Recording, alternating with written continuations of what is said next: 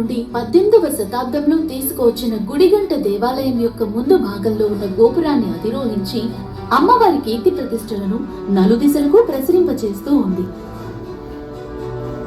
నాడు పోర్చుగీసు నావికులు కొందరు క్రొత్త నిబంధనలోని సంఘటనలను చిత్రరూపంలో పొందుపరిచిన పింగాణి పెంకులను డచ్ దేశం నుండి తీసుకువచ్చి వేలాంకన్ని మాత పీఠాన్ని అలంకరింపజేశారు.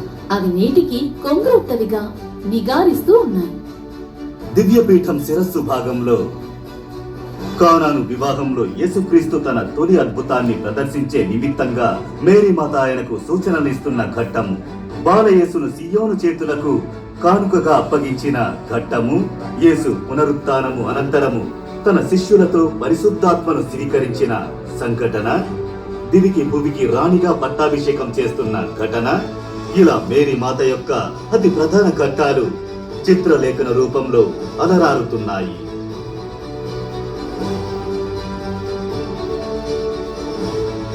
రోజు రోజుకు యాత్రికుల సంఖ్య పెరుగుతుండడంతో అనునిత్యం భక్తుల ప్రార్థనలు, కానుకలు సమర్పించుకోవడం కోసం ఇలా రద్దీ ఎక్కువ అవుతున్నందువల్ల దివ్య క్షేత్రంలో చోటుకు కొరత ఏర్పడింది. దీని కారణంగా దేవాలయానికి వెనుక భాగంలో ఆలయాన్ని అనుసంధానిస్తూ మరో ఆలయాన్ని అప్పట్లో నిర్మించాల్సిన తప్పనిసరి పరిస్థితి ఏర్పడింది. దాంతో దేవాలయ వెనుక భాగంలో భారీ విస్తీర్ణ ప్రదేశంలో ఫ్రాన్స్ దేశంలోని లూర్దు నగర మేరీమాత ఆలయం లాగా ఒక అంతస్తుతో కూడుకున్న అనుసంధాన దేవాలయం నిర్మించబడి 1974 సంవత్సరం నాడు దానికి సంప్రోక్షణ నిర్వహించబడింది. చాలా మట్టుకు ప్రార్థనలు, ఆరాధనలు ఈ అనుసంధాన ఆలయంలోనే నిర్వహించబడుతున్నాయి.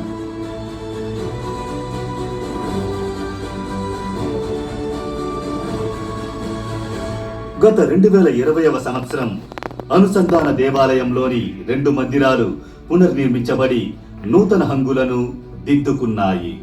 ఇదిగో మహాలయం పైభాగాన ఉన్న మందిరం యొక్క సుందరమైన దృశ్యము.